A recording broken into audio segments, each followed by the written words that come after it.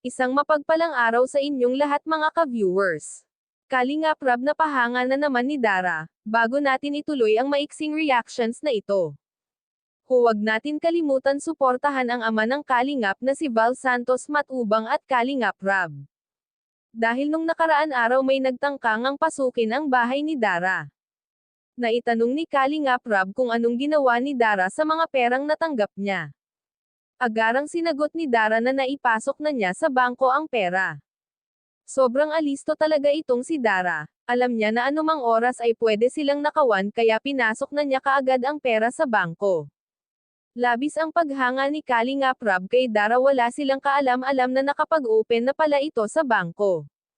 Humanga si Kalingap Rab dahil marunong itong magsinop ng pera.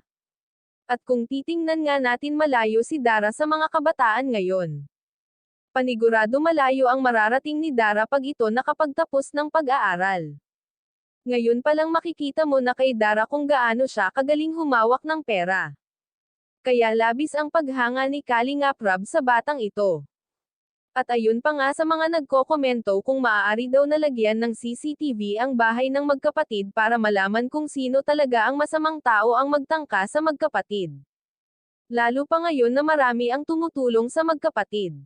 At alam ng karamihan na dalawa lang sila sa bahay na iyon, maraming ngang netizen ang nag-aalala sa magkapatid na ito, kahit si Kalingap Rab ay labis din ang pag-aalala dito, kung maaari nga lang daw na sa bahay na lang nila tumira ang magkapatid para wala na siyang pangamba dito. Ang hiling na lang ni Kalingap Rab na ipagdasal na lang ang magkapatid na sana ligtas sa kapahamakan. Hanggang dito na lang ang update ko mga ka-viewers, maraming salamat at God bless.